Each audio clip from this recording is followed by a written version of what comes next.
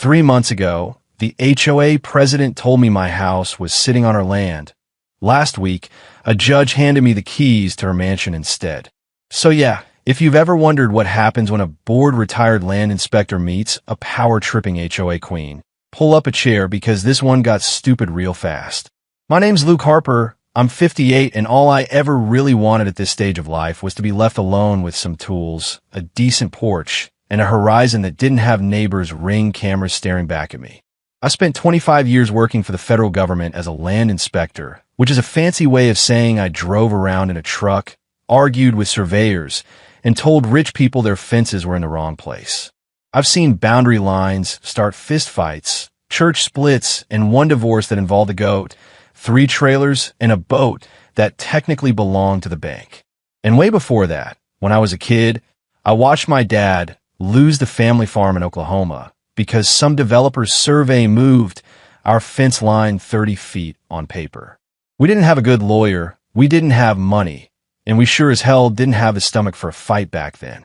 So we packed up 40 years of sweat and memories into the back of a borrowed pickup and drove away from land my grandfather had died on. That kind of thing brands itself into your bones. You never forget what it feels like when somebody steals your ground with a smile and a document. So when I finally retired, I promised myself 2 things. 1, I'd never sign anything without reading every line twice. And 2, no HOA ever. I cashed out my retirement, sold the little starter home I'd kept in town, and found 9 acres of hillside on the eastern side of the Sierra Nevada foothills, just outside a nowhere town called Silver Ridge. Old logging land, rocky, scrubby, ugly to people who like manicured lawns and Starbucks on every corner, but beautiful to someone like me. Pines, granite outcrops, long views of weather rolling in like slow-motion ocean waves. I did everything by the book, and then some. Full survey with GPS, corners marked in bright steel and concrete. The deed traced back 50 years. Liens cleared, county records triple-checked. I had that land map so tight that if you drop a nail on the north fence, I could tell you its coordinates within a foot. Then I built my house, 2 stories, timber frame, wraparound porch, workshop under the main floor, and a deck that looks straight across a valley of fir trees to a ridgeline that never talks back. No HOA, no neighbor committees, no newsletters about approved trash and colors. Just wind, coyotes, and the occasional delivery driver getting lost.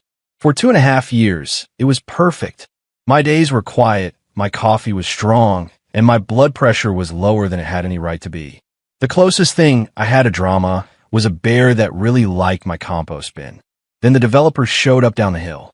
At first, it was just a sign, Cedar Crest Preserve, luxury mountain living, stuck in the dirt next to a gravel road that used to go nowhere.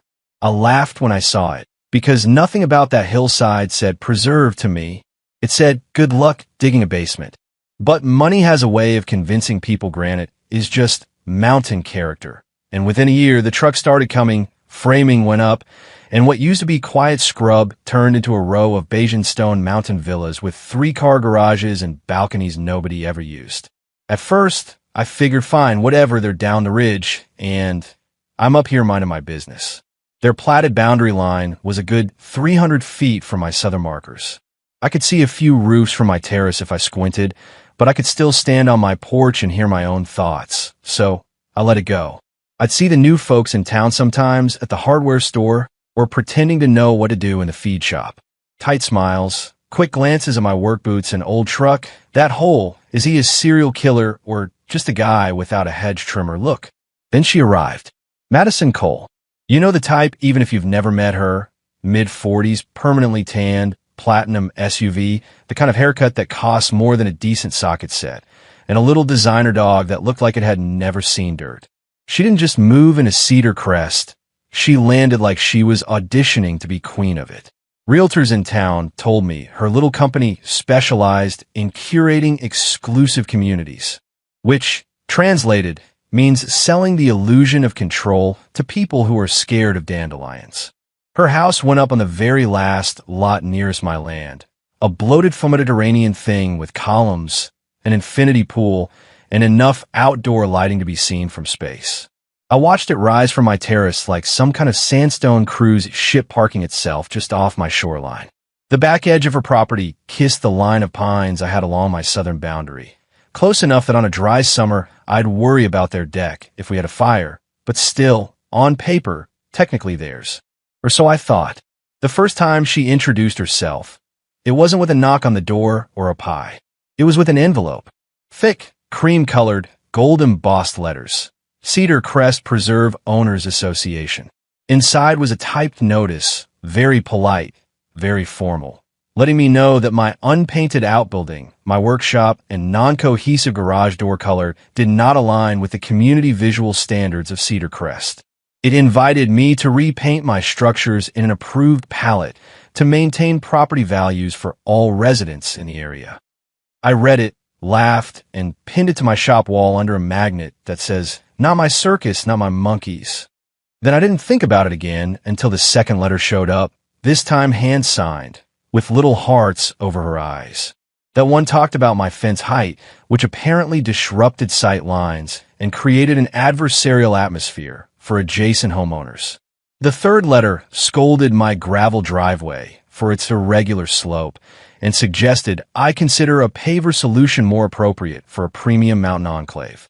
Every time, same routine, read, smirk, toss in the burn barrel out back. "I'm not in your HOA, lady," I muttered more than once, flicking ash off my fingers. I'd spent decades telling people exactly where their property started and stopped. I knew for a fact her bylaws had no more authority on my ground than a church bulletin. But the tone shifted over time.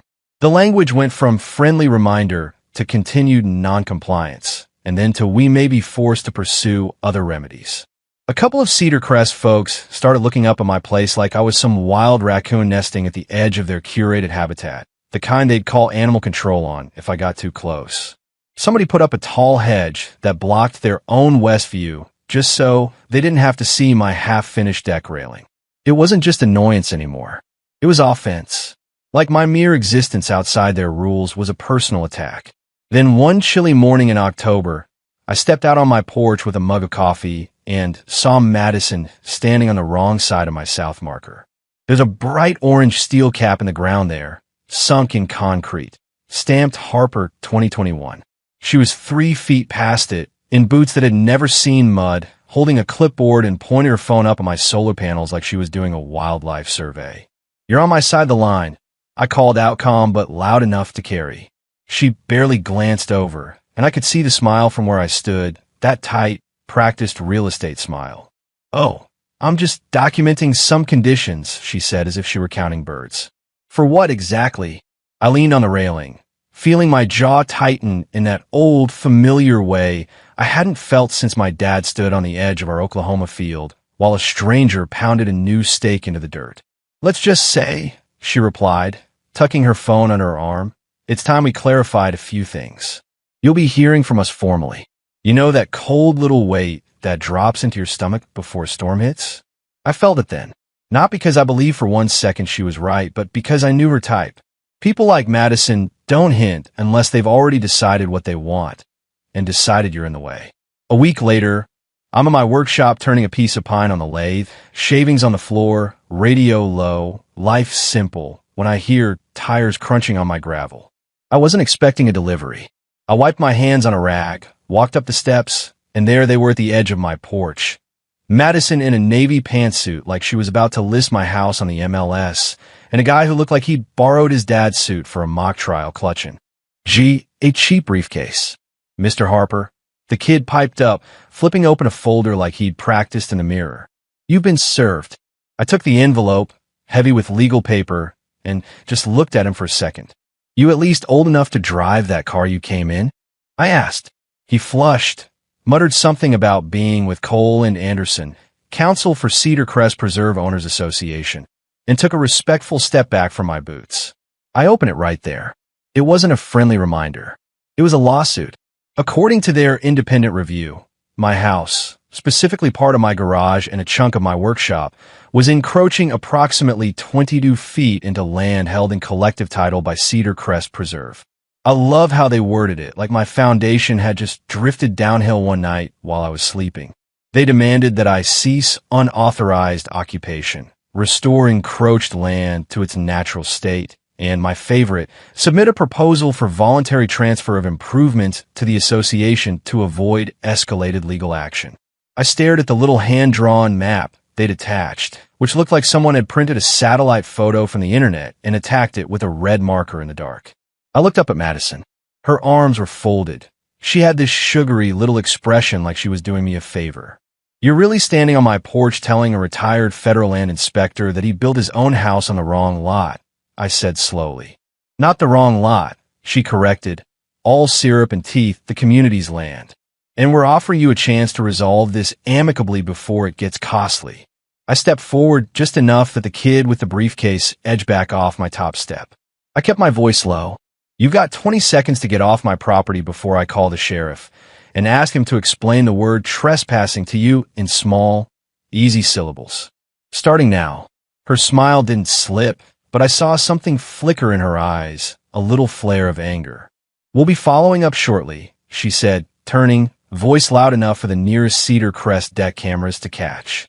"You're going to regret making this difficult." I watched them walk back to their shiny car.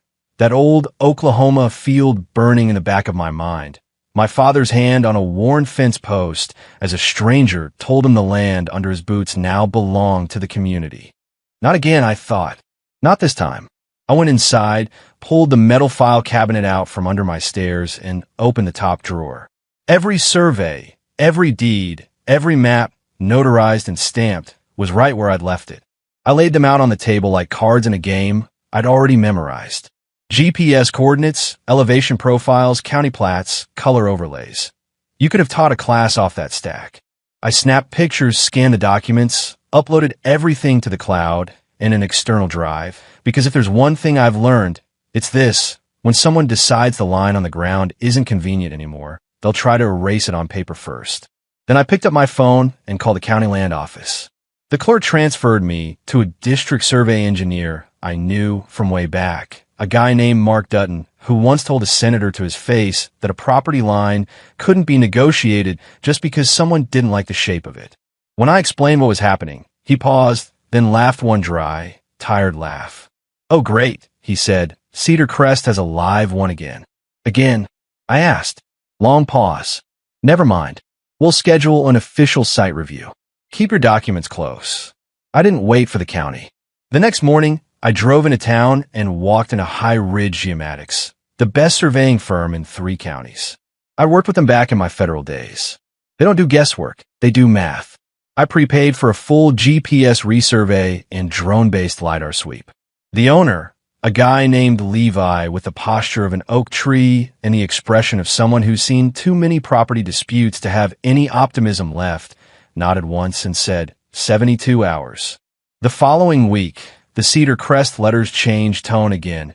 Amicable resolution, good faith opportunity, all the same soft threats in cursive font.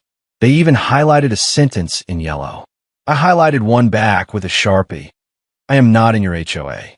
Then I taped it to my gate where their next courier would have to read it. 3 days later, the survey trucks rolled up just after sunrise, gear clanking, tripods gleaming, steam from their coffee rising into the cold air. Watching a real survey crew work is like watching a surgeon, quiet, deliberate, no wasted movement. They started at my southwest corner, confirming the steel pins set back in 2021. Then they moved east along the ridge. 2 hours in, Levi called me down. He pointed with the toe of his boot at an orange-capped marker embedded in the earth. "This one is yours, original, within 1 inch of the recorded coordinates." Then, 20 feet past it, hidden behind a decorative stone retaining wall, he crouched, tugged aside ivy, and showed me another marker. Except this one was newer, and wrong, off by almost 30 feet. "Either a mistake," Levi said, "or someone got creative." I didn't have to ask which one he believed.